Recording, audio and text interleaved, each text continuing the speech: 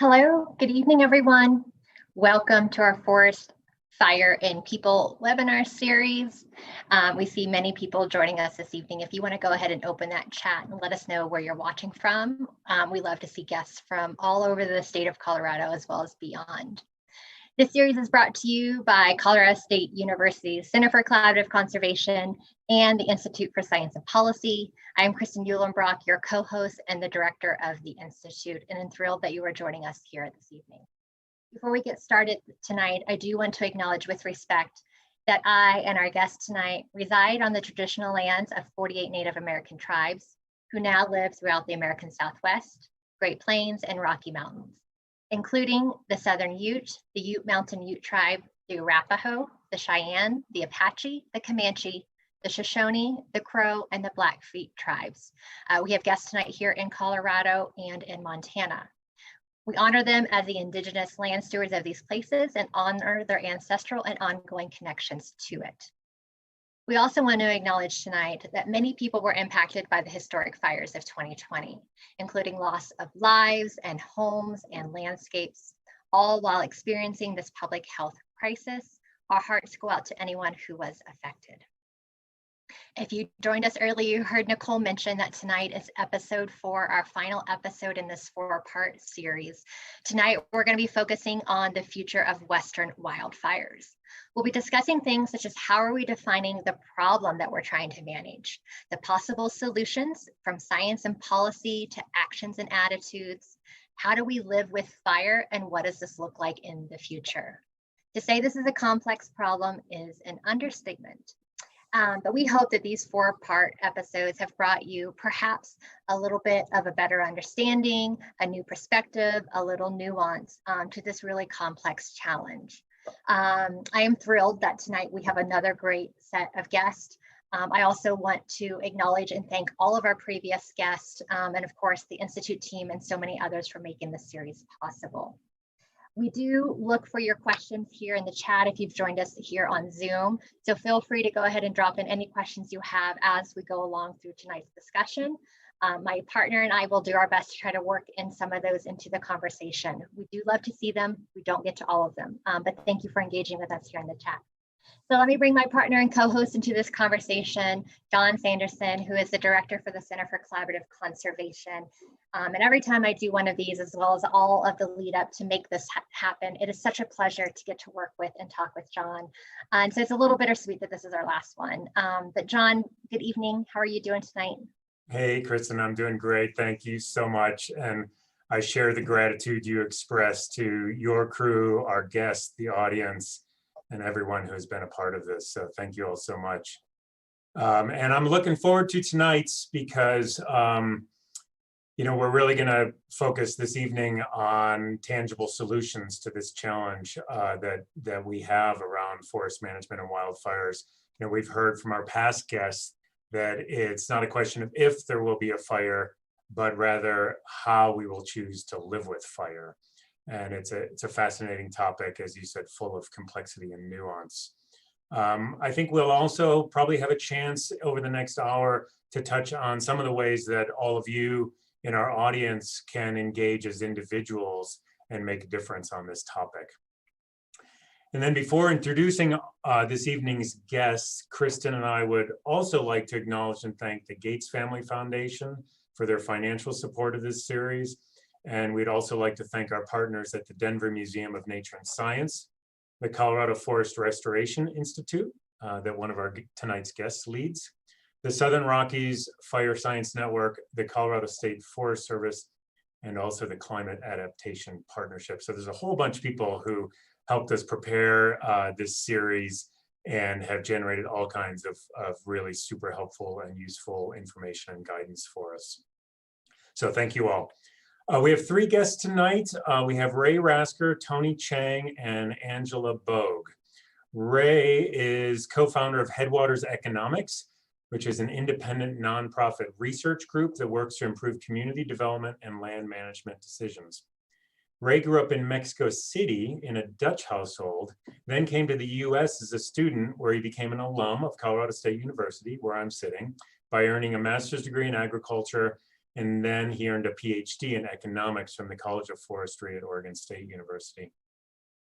Ray really enjoys working with people in rural communities who are passionate about place, and this has driven his engagement in rural development and the role of environmental quality in economic prosperity. Welcome, Ray. Thank you. Happy to be here. Super, we're glad to have you. Tony Cheng is a professor in the Department of Forest and Rangeland Stewardship, also at Colorado State University, and Tony is director of the Colorado Forest Restoration Institute. Tony was born and raised in Eastern Washington.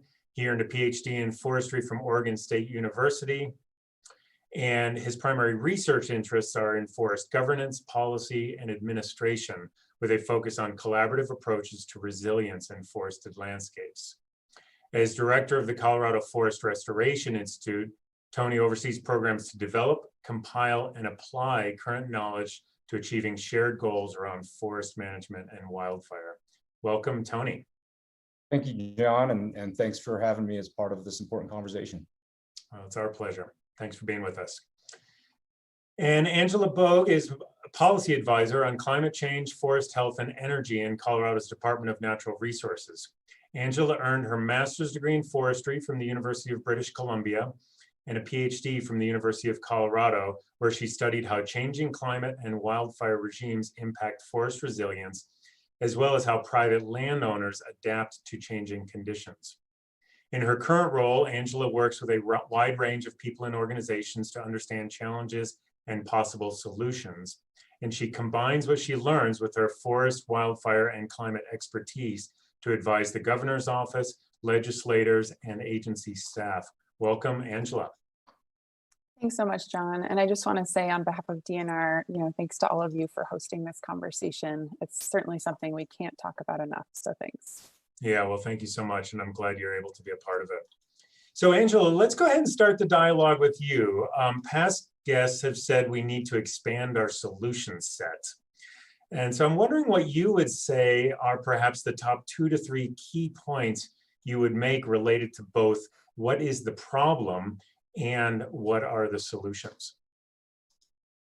Yeah, great question. So, the way that I see the problem and, the leadership within the Department of Natural Resources really sees this problem is that we're experiencing an increasing risk of large wildfires and a greater area burned each year than we experienced in the 20th century, when much of Colorado and much of the West, was settled. And obviously there were lots of people in the West before we arrived. But, I think the 20th century is really the reference point that a lot of people use when we think about our current situation with wildfire in the West. And, it impacts communities. Unfortunately, it's been leading to loss of life and loss of entire communities in some areas of the West. And really, it's that threat of large wildfires, very aggressive wildfire behavior that we've witnessed in recent years, that's causing a real, sort of public health crisis, in terms of the wildfire smoke, but also a public safety emergency in many Western communities. This is happening for several reasons that everyone on this webinar has likely heard about, reading the news or listening to stories about wildfire issues in the West. And it's happening for a combination of reasons. One is we have had a history of suppressing fires over the 20th century and continuing now in many places. And that means that, we have dense forests, we have a lot of vegetation in areas that used to see more frequent fire. And so, if you think about a campfire itself, there's a lot of fuel that's out there to burn.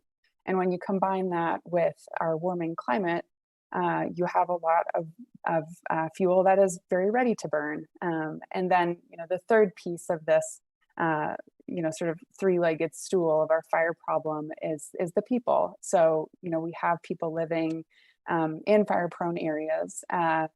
And not only does it mean that those communities are at risk and those lives are at risk, but it also means that we have more people, and not just those who live there, but folks recreating as well. We have more people in fire-prone landscapes who can start fires, and usually that's unintentionally. but that is a huge piece of our fire challenge as well. So it's a huge problem. I'm so glad that you've dedicated a whole series to really talking about it. But that's really the way I think that DNR sees it, and state government sees it. And I think for state decision makers, they are at the heart of it most concerned about public safety. At the very root of this issue. We obviously don't want to see people's lives impacted by wildfires, both in terms of directly being impacted, but also through smoke impacts and other impacts on both physical and mental health.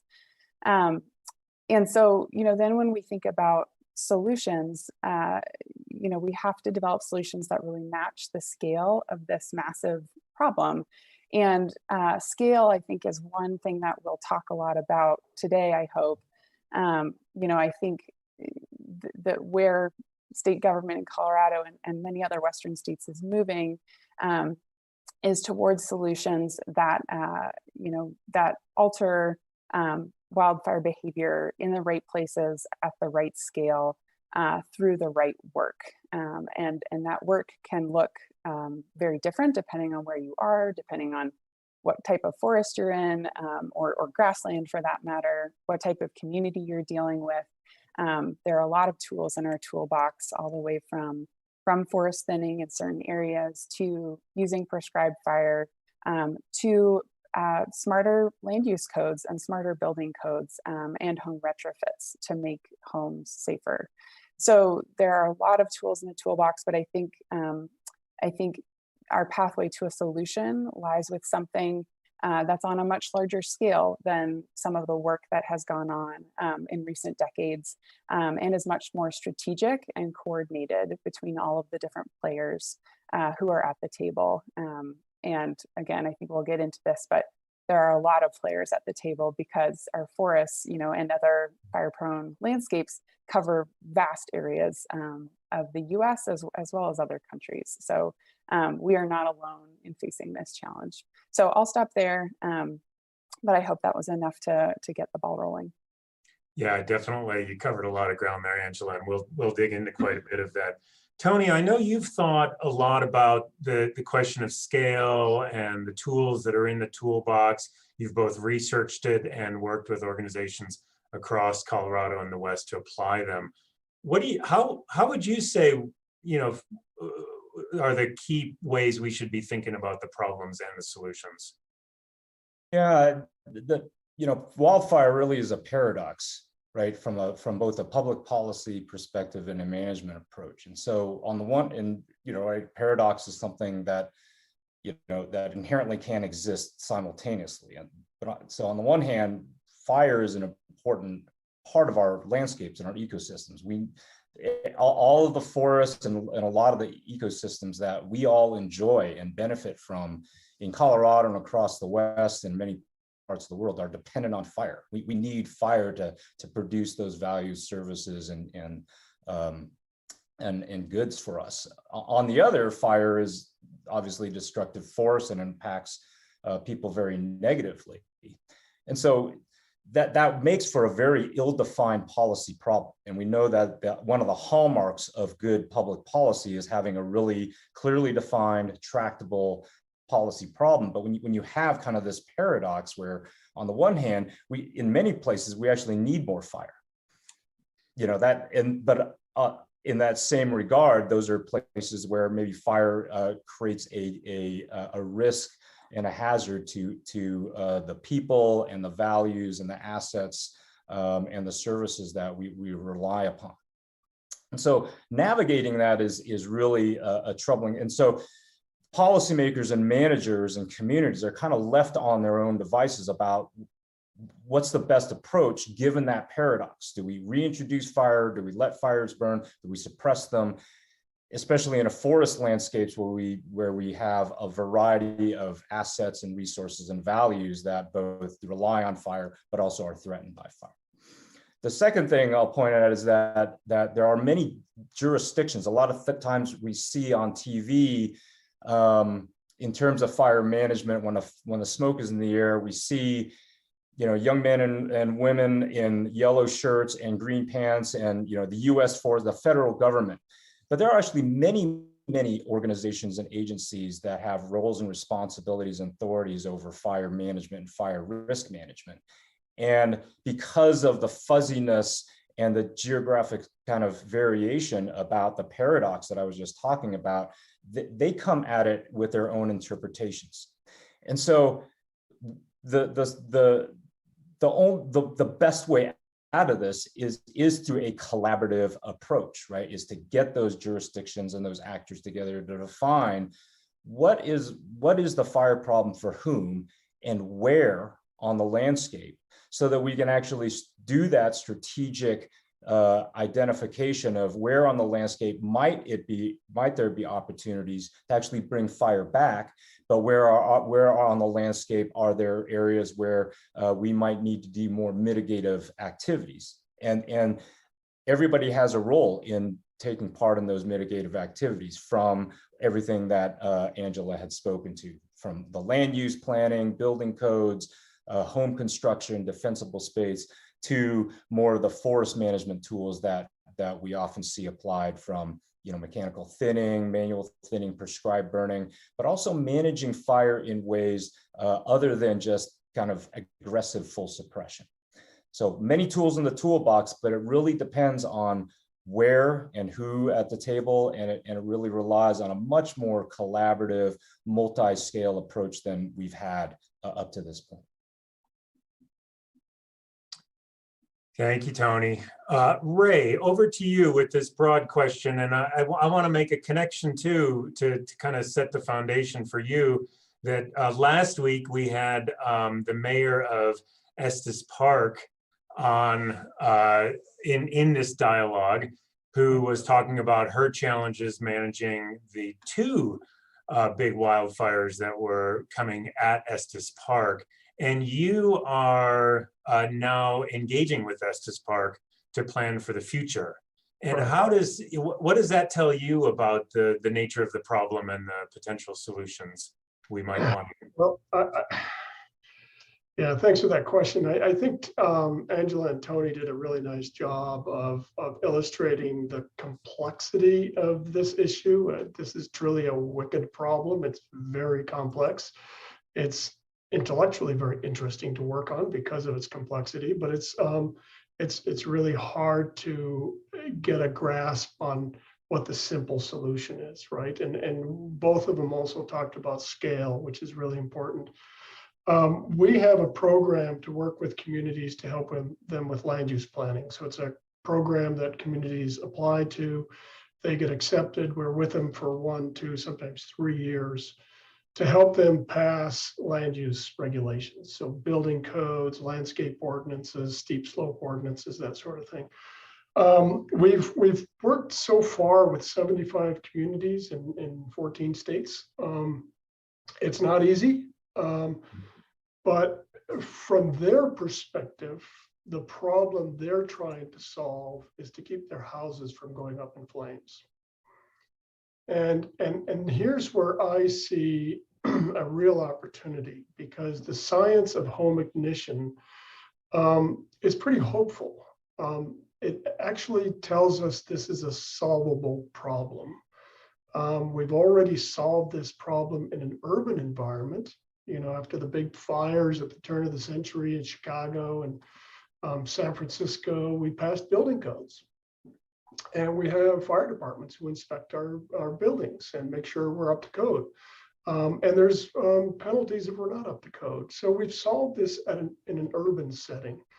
In more rural fire-prone lands, I think we can solve this problem as well. If you look at a fire, do a post-fire analysis, you'll see some houses burned to the ground and some houses right next door didn't burn. And there's a lot to learn from those houses that didn't burn. Again, the complexity of this, some people are working on watersheds, some people are working on fuel reduction programs. We're working specifically on helping people pass land use regulations to keep homes from going up in flames. And that's, it's difficult. If you look at the amount of money that this country has spent, for example, on suppression, $3.8 billion in the last few years. The amount of money that's being spent on mitigation is very, very small by comparison. And the amount of money spent helping communities with land use planning specifically, where we're basically saying, we're not saying don't build, but if you're going to build on a fire-prone landscape, it has to meet certain conditions of safety. And so, for example, requiring the use of flame retardant building materials. So that's where we are, trying to solve the home ignition problem. And basically assuming that fire by itself is not the problem. Houses going up in flames is the problem. Thank you, Ray. I actually want Angela and Tony to chime in on this conversation. Let's stick on this a little bit about this. You know, you've very honed in, Ray, on the home ignition problem and protecting the home and having that as a really focused potential solution to some of these challenges that we've been dealing with.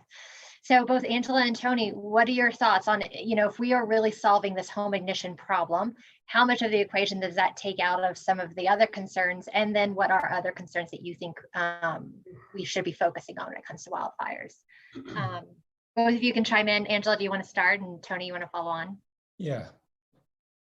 Sure, thanks.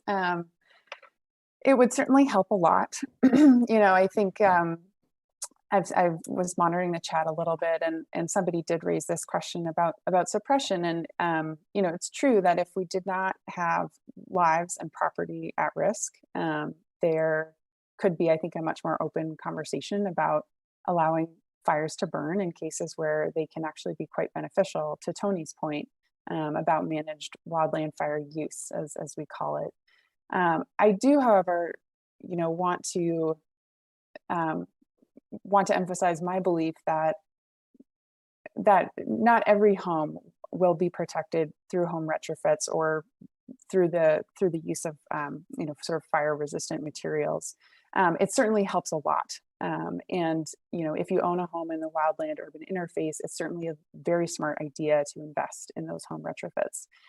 But I do want to just make the point that some of the fire behavior that we are seeing now, such as the fires that we witnessed this past fall in Colorado, that are wind-driven events, you know, fire burning extremely aggressively. Sometimes those fires, you know, it doesn't really matter what your home is constructed of, you know, and they move very quickly, and people have to evacuate sort of no matter what. So I just want to make that point. I do think that home hardening, as we call it, and you know, good land use planning is a critical piece of the conversation that is extremely underinvested in. And frankly, it's also politically very challenging to talk about local land use planning and you know, where we should be building and where we shouldn't, or what we should be doing if we're building in certain places. But I do just also want to make that point that I don't think it's a silver bullet necessarily. And we also have to be thinking about how fire behaves at landscape scales.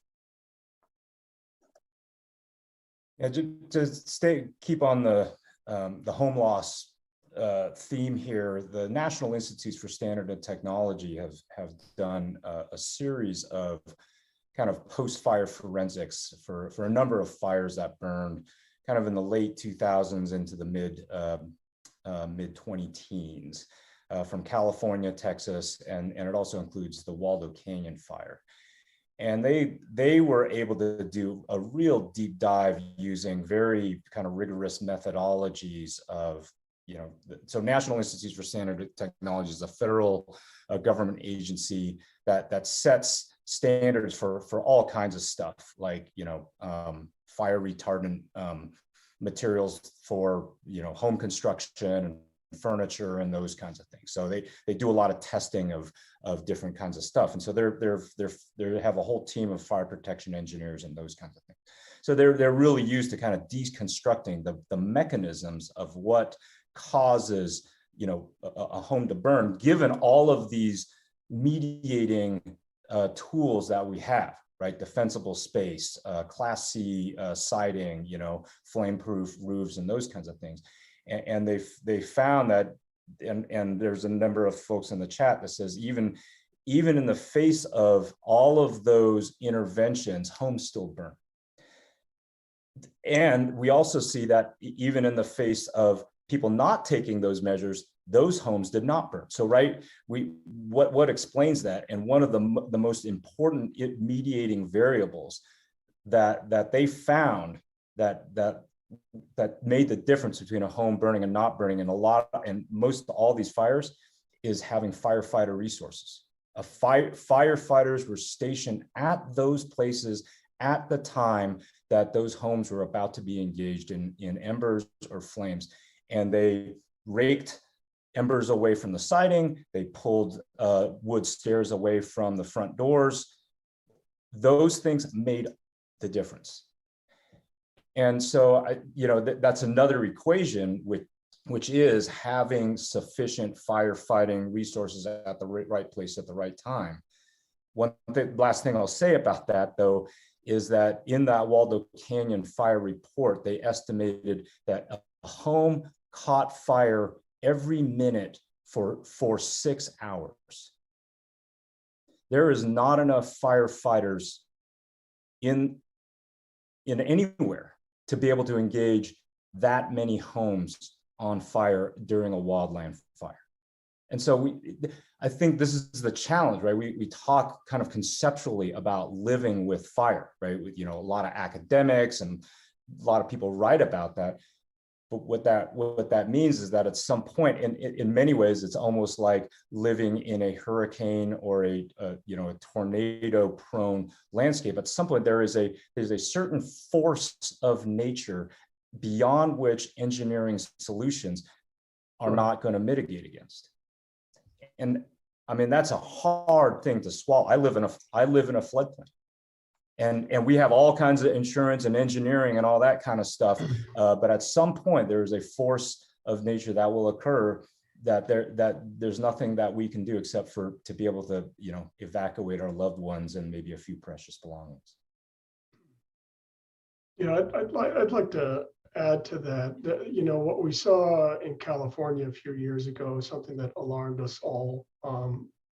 We saw home-to-home ignition fires, and this is one of the challenges. There's a lot of modeling where we're trying to figure out where the most hazardous places are to try and direct building away from the most hazardous places. But all of those hazard models have not yet included the home as a fuel source.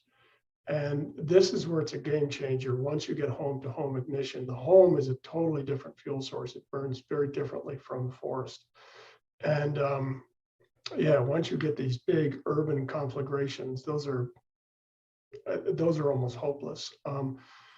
That said, the Institute of Business and Home Safety, Tony, it's another one of these research institutions. They have an interesting setup. They've got a giant warehouse. It's like an airplane hangar, and they build buildings in there, and then they subject them to all sorts of climatic problems, high winds and thunderstorms and that sort of thing.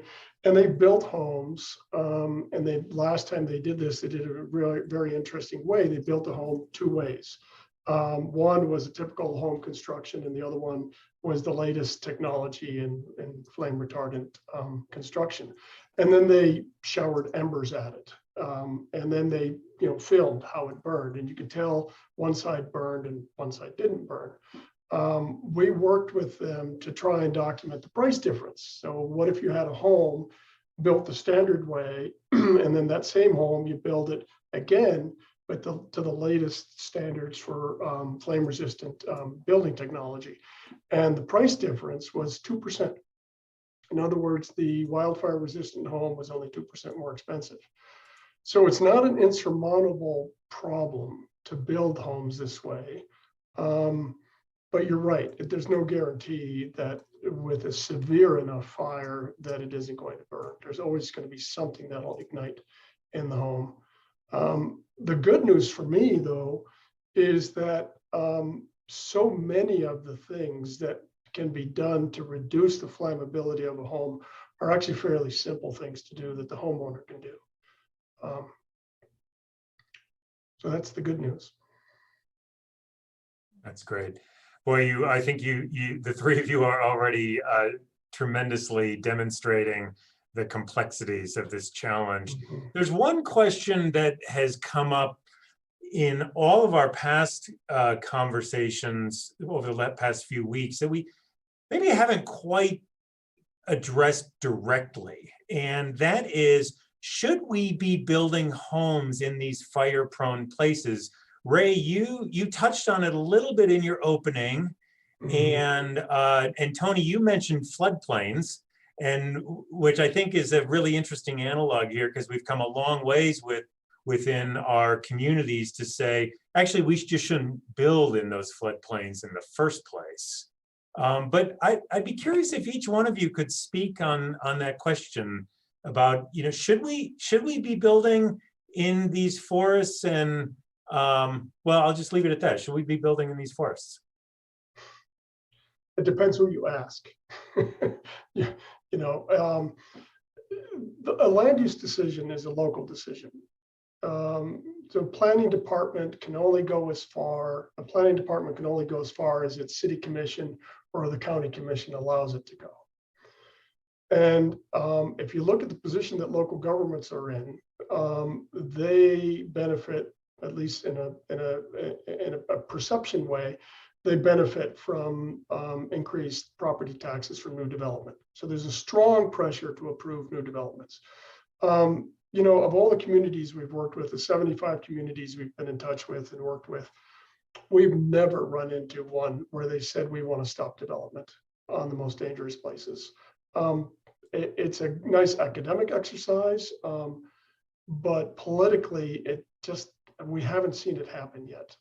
There was a op-ed in the LA Times a couple of weeks ago where they said we should disallow development in dangerous places. But those opinions are rare. For the most part, at the local level, it's very tough politics to say that.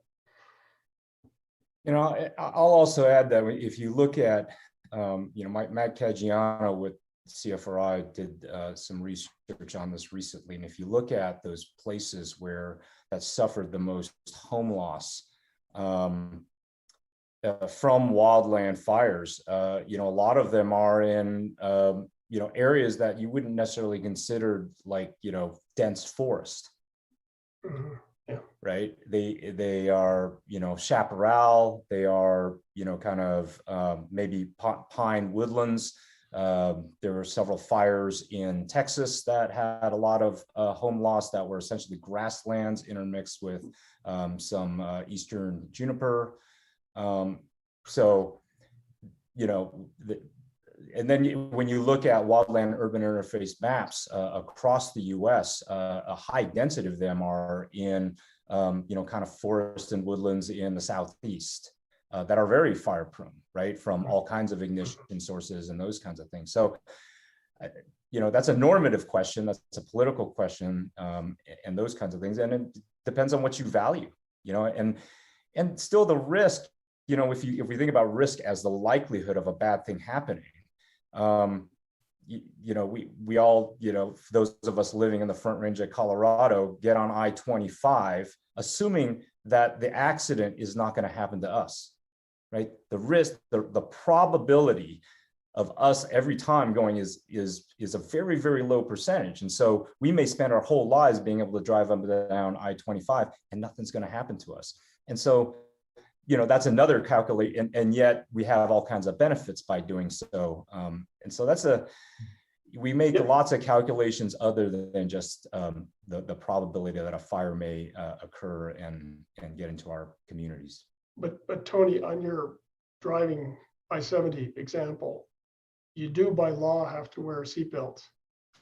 And the cars are by law built in a way that can resist an impact. And you do have speed limits, and you do have a police force enforcing those limits. And that's what's lacking the wildland-urban interface. The regulatory structure is lacking. Angela, so you have a perspective from the state, and Ray's pointing out that regulations can be really useful, and Ray also mentioned a few minutes ago that in Colorado and many Western states, these types of regulations happen very much on the local level. So thinking about it from the Department of Natural Resources perspective, how do you grapple with that need for regulation and careful planning and so forth, and the fact that those decisions are made at the local level? And you're on mute, by the way. Yeah, thank you. It's a $1 billion question, John. So thank you. It's an incredibly challenging issue, and I should say that the state struggles with land use issues, not just on wildfire, but if you think about it, land use affects everything that the Department of Natural Resources manages. Whether it's water, wildlife. Part of my role is thinking about all the carbon that's stored in our grasslands and forests, and when we develop our natural areas, we can lose that carbon sink. And so land use is a huge challenge in everything that my agency does and many other state agencies and federal agencies do. And it means that, given that Colorado is a local control state, there's a lot of deference to local planning and local authority. It means that the state has to come up with sort of some really juicy carrots, some really juicy incentives to incentivize communities to plan in effective ways, to develop building codes that are effective. And I think there is a real opportunity for growth here.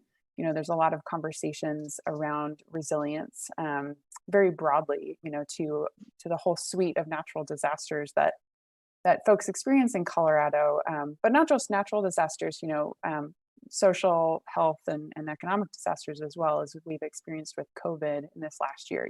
How do you really give communities the support they need to be resilient? But getting back to the wildfire issue, one brief example that I'll provide to demonstrate that the state legislature is thinking about this too, is that they're looking to revise one of the programs at the state level. It's called, and this is a mouthful, the Forest Restoration and Wildfire Risk Mitigation Grant Program. I know it's a terrible name, but it's our Wildfire Risk Mitigation Grant Program through the State Forest Service. And I'll just put a quick plug in for it here, and we can share these resources with the audience afterwards. But it is a program that communities can apply to secure some funding, and it does require a match to do wildfire mitigation work in their communities. So that is a state resource that's out there. But in revising that program this year and giving it additional funding, the state legislature is looking to essentially score projects more highly in terms of giving them funding if they are in communities where the communities have taken it upon themselves to do some smart planning around wildfire risk mitigation. So that's just one example of the type of carrot that you can sort of weave into state policy to encourage communities to address this issue. I want to build on when we talk about scale, John. We brought this up several times, that there's different ways of thinking about scale. A lot of times, when we talk about forests and fire and doing forest treatments to mitigate fire, we talk about like scale as a geographically sized thing. But what Andrew's talking about is that there's scales of action from individual to their communities, to counties, to the state, to the federal, right? Those are different types of scale. And we haven't gotten to scale with that kind of integrated approach. And so I think what Angela's talking about is some policy design innovations here in Colorado. There's a lot of other states that are undergoing similar kind of policy designs to really try to integrate those scales of action so that they more align. So this is a classic kind of collective action problem, almost like a social dilemma problem, that it's easy to free ride on other people's activities, right? Somebody mentioned now, like county sheriffs, and they are the first responders. And so it's like, well, I'm just going to free ride on my local emergency responders, and it absolves me from doing anything.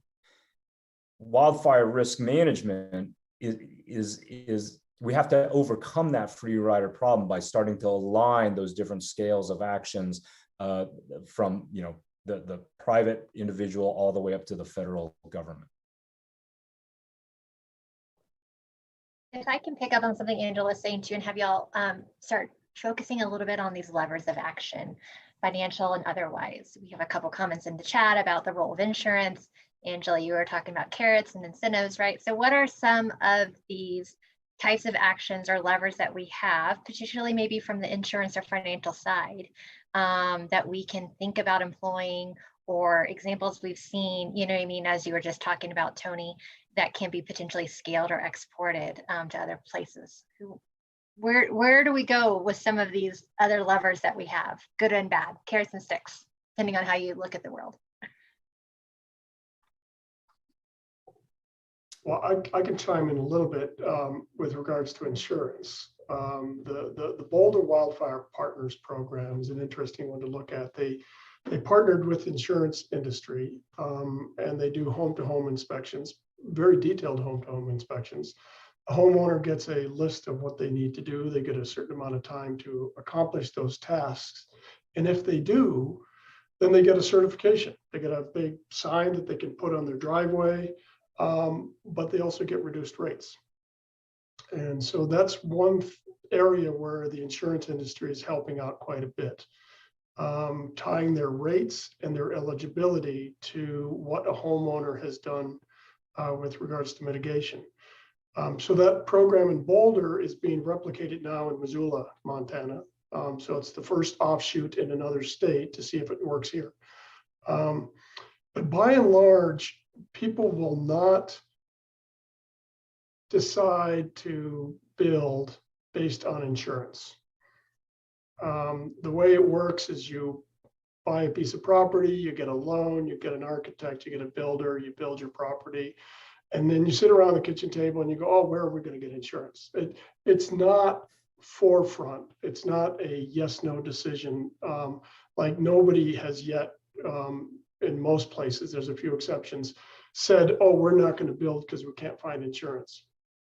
That hasn't happened yet. So we can't hold our breath and think that the insurance rates and insurance policies are going to change the pattern of development. But what insurance can do is they can provide some incentives for, once the development does occur, what the landowner can do on their property to mitigate their risk. Yeah, I'll sort of, I don't want to speak too far. I think this is a really important discussion, and I think there's folks that, like, especially the Rocky Mountain Insurance Association, they think about this a lot. One thing that I have, in different, workshops and conferences that I have heard and understand, and if you think about how insurance works, especially home insurance, right, the risk pool draws from very large populations. So like in the Front Range of Colorado, for example, you have, 3 million odd insurance ratepayers.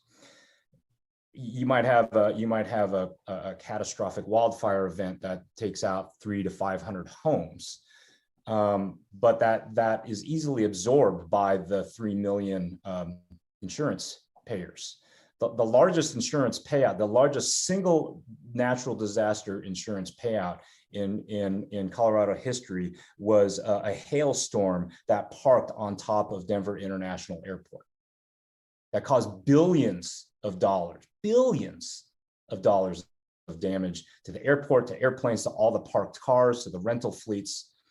I mean, that home loss from wildfire, from an individual family perspective, is a catastrophic loss. You'll lose everything.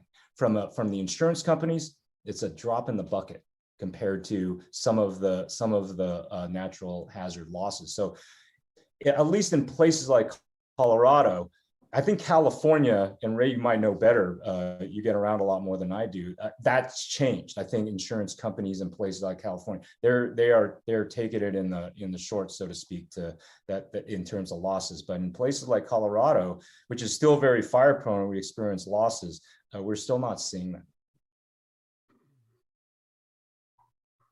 Yeah, I might jump in here and switch gears a little bit just to sort of zoom out and think about some of those other levers that we talk about. And, you know, I think Tony put it well that it's a collective action problem, and it's a problem that needs to be addressed at various sort of jurisdictional levels, you know, all at the same time.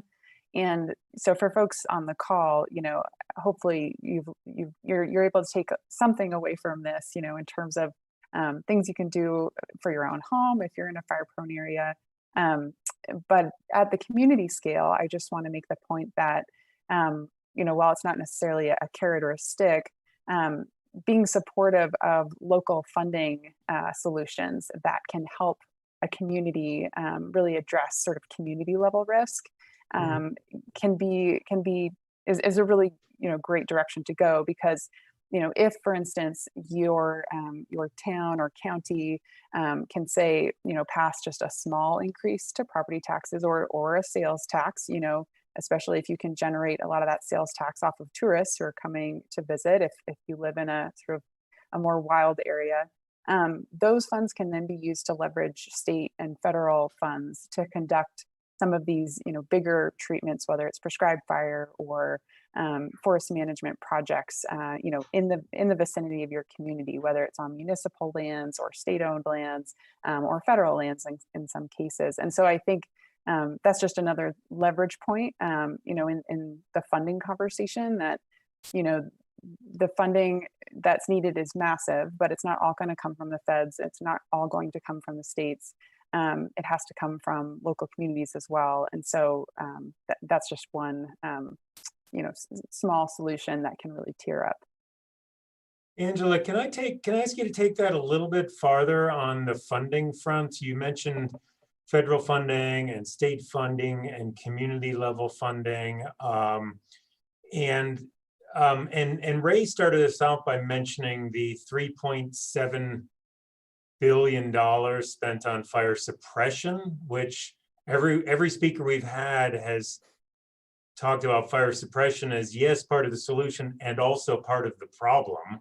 But we invest this massive amount in fire suppression, a large, but I'm guessing Tony would argue not large enough amount on forest management. And then Ray shares with us we're way under investing on stuff we can do around homes.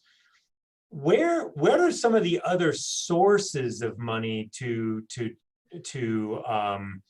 manage these challenges? And of the sources that we've already mentioned, what is the state and others doing to change how those existing funds are spent?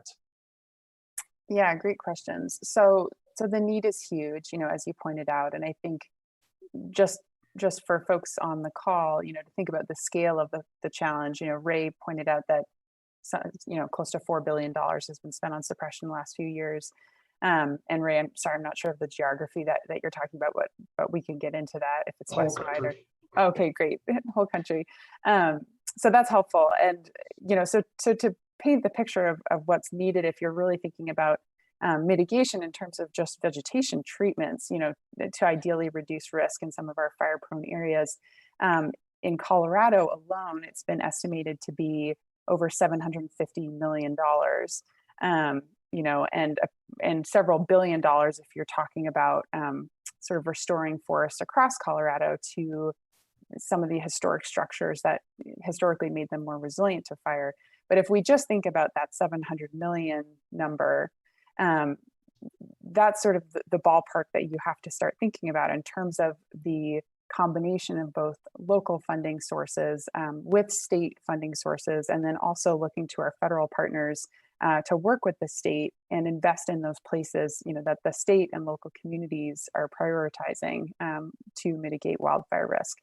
And I'll be the first to say that that combination of funds is nowhere close to what it needs to be to really address the size of the problem. But I will say that I think everyone agrees you should never let a catastrophe go to waste. I think the 2020 wildfires really focused people, and perhaps people might say it's a bit cynical that politicians only focus on these. Or might cynically say politicians only focus on these issues, when the emergency occurs, but it can lead to real change. So one example is that the forest restoration and risk mitigation program I talked about in our state forest service.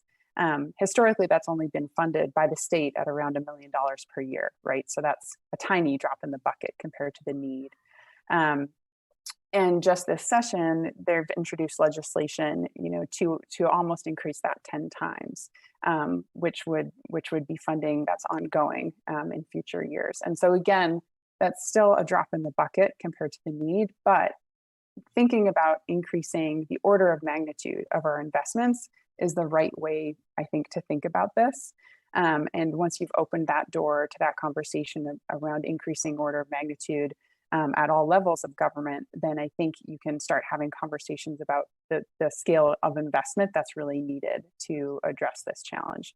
And then I'll just say quickly on the suppression side, unfortunately, while I think we've solved some of the challenges around funding, forest suppression, sort of stealing money from other aspects of our forest management, especially at the federal level, it's not going to go away. I think as long as people prioritize public safety, I think any leader, at the state level wants to protect people, and that is why there has been additional focus on what we call initial attack in light of the 2020 wildfires, in terms of having the resources available to address wildfires when they start, and ideally keep them small. I think from my perspective, ideally keep them manageable so that perhaps they can burn and do some good on the landscape, but lives are also protected at the same time. So I don't think we have to have the mitigation or suppression conversation. I don't think we have to put those two things at odds as much as perhaps we have, but I do agree that the need for investment in mitigation is huge. Let me shift this a little bit, if that's okay. We're coming up on the end of our time, and one of our guests here commented, this is a really good conversation, and talking about empowering people, right? And these solutions, where are there in this collective active challenge that we have? What can people do from an individual scale up to their communities, to the state, to the federal level? There's a lot of different roles in all this. We've been unpacking it, but we all have a role in this. So what are some things that people can do? I'm looking around. I'm going to start with Ray, but I'm encouraging all three of you, of course, to please chime in with your ideas. Well, there's a lot of programs like the FireWise program that'll tell you what to do around your property, and they have a lot of great suggestions, right? But I think supporting your local elected officials and their efforts to use land use planning tools is probably something that's lacking, and they would appreciate it if you stepped up and said, yes, this community is ready for some type of a regulatory approach to deal with wildfire mitigation. Your local elected officials need your support, and speak up and help them out with that.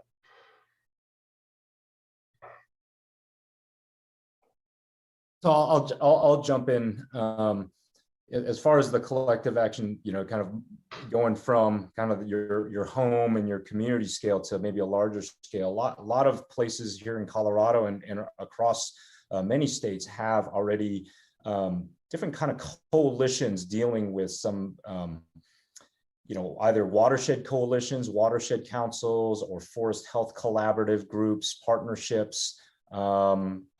Here along the Colorado Front Range, there's probably like 8 or 10 of them, just like even outside my window, that I can see that really operate in this landscape. And those are typically, they're voluntary. A lot of them are convened and coordinated by, local community-based organizations that kind of take that from the next scale up. And a lot of them are really focused now on this kind of nexus between forests and fire and land and recreation, water. We didn't spend any time talking about water, but water, especially in the arid West, and the impact of forest fires on water supplies and watersheds. I mean, those are really big issues that there's a lot of activity that are organizing around. And that's just a great way to keep apprised, get information. And if you're so inclined, start attending meetings, getting on mailing lists, and just trying to find out what's happening in your own local backyard. Yeah, and I'll just round us out here. I think one thing that everybody can do is to really stay curious about this issue. I'm so glad to see how many people are on the call today. But stay curious about it. Keep reading, keep learning, keep attending sessions like this. Because really, I think this message about the fact that wildfire is a natural part of our ecosystems in the West, we're going to always have fire. Unfortunately, with climate change, we're likely going to continue having much more of it. And I think that is something that folks living in the West really need to internalize, and really internalize the fact that fire can be good, whether that is our natural fires burning as they should, or prescribed fire use, getting fire back on the ground in a more controlled way in the places where it can be beneficial. That's something that we should all take some time to think about, to learn from, and to talk to your neighbors about. Talk to your neighbors about the fact that not all fire is bad all the time, and that our ecosystems are adapted to it, and that's part of the solution here. It's just a small part of it. So that would be my first recommendation, and then the second is an age-old recommendation to reach out to your decision makers, whether they're folks at your in your county, in your town, who are making decisions about this, if it's your state legislators or your representatives at the federal level. Let them know that this is an important issue to you, that you think it requires investment, that you think it requires creative policymaking. They're dealing with a lot all the time, and many of them sort of have a fire hose of information coming at them. And it's really valuable if you reach out about a specific issue.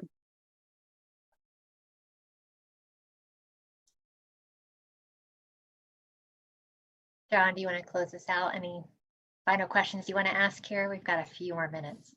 Yeah, well, I'm in just a few minutes. Pretty much everything I want to ask is gonna potentially uncork something big, but here it is. Okay, so we have a modest snowpack in Colorado on a dry summer. A couple of folks have asked what to expect in going forward. You all three have thought a lot about climate. That's another big thing we have to mention that we haven't mentioned. Just one quick statement from each of you about how we prepare ourselves for change over time and for the things that we don't yet know. Well, I'll say my little piece. In fire, there's people use a variety of triangles. There's kind of the fire triangle at different scales. The largest scale of the fire triangle is climate, ignition sources, and fuel. And so climate is changing. And we talked about fuels. You can even have grass as fuel or shrubs, and it still can carry a fire and destroy homes. We talked about that. One thing that we didn't talk about in the context of this series is just the sheer number of ignition sources that are out there on the land. And it's all of us. It's whether we live there, it's whether we recreate there. COVID in the Rocky Mountain region, we saw a COVID premium of recreation visitation that was between 30 and 40% more people recreating on a variety of lands. Probably most of the big fires that we experienced, at least here in Colorado, they were not natural causes. They were human caused in recreation areas. And so if there's one thing that we ought to really be paying attention to is just our own behavior and I mean, there's a lesson to be had in terms of Smokey Bear's lesson to you don't want to be the one to cause that fire. Thank you, Tony. Ray. Yeah, reducing ignitions. 97% of all fires that have involved homes were caused by people. So I think Tony's right. I mean, there's a simple thing we can do is just reduce ignitions. But quite frankly, what I would like to see is more money spent on mitigation. Very, very little money is being spent on mitigation. And I think that's where we need to go at all levels. Define mitigation for us there, Ray. I'm sorry, just very quick. Helping communities prepare. I mean, more and more people are going to keep building in fire-prone areas, and fires are going to continue to become more severe. Those two things are a fact of life. It's a question of how are we going to prepare ourselves for these fires? And that's mitigation.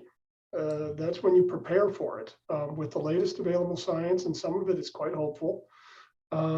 And you look at the resources communities are looking for to accomplish this, anywhere from a chipping program where they reduce fuel on people's homes, to helping with retrofits, to hiring consultants to help with land use planning. There's like almost no money for that. And given the scale of the problem, that is just tragic. Angela, last word to you. Sure. I'll steal from Tony. He talked about the floodplain that he lives in, and I love that. I think that going forward, anyone who lives in a fire-prone area, which is many areas of the West, and I encourage everyone to go to the Colorado State Forest Service, go to the Wildfire Risk Viewer if you live in Colorado, look at that map, zoom in on the area where your house is and see sort of what it says, and don't take it, as gospel, but use it to really inform yourself about the risk that you live with, and think about it as if you live in a floodplain, and what are the things that you may need to do to prepare yourself for potential risk. So thanks. Thank you. Thank you, Tony. Thank you, Ray. Thank you, Angela. Great pleasure having you on this evening.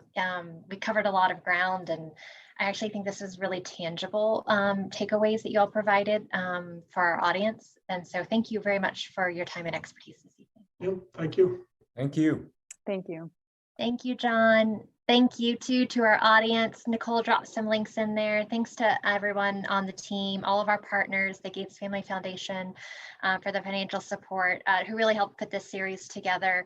For those of you who still are with us, just as a quick reminder, we have a recording for all of these. We encourage you to pass them along to friends and neighbors, as Angela is mentioning, right? Continue this conversation. Share these resources that we've put together. It's 4 parts, they're about an hour each, but I think they're well worth it. We also have some additional reading material and resources for those of you who want to dig deeper. We definitely encourage that idea of staying curious so you can learn a little bit more and to make some really informed decisions about yourself, your lives, your home, your family, and your communities. And as Ray said, and Tony too, right, engaging with your local elected officials on this issue is probably very, very important. Everyone's a leader. Thank you. John, any closing words from you? It's been great to do this series with you. Ray, Angela, Tony, thank you all so much. Kristen, it's been wonderful. And thanks to everyone who's still with us. Have a great night. Thank you all. Stay safe. Take care.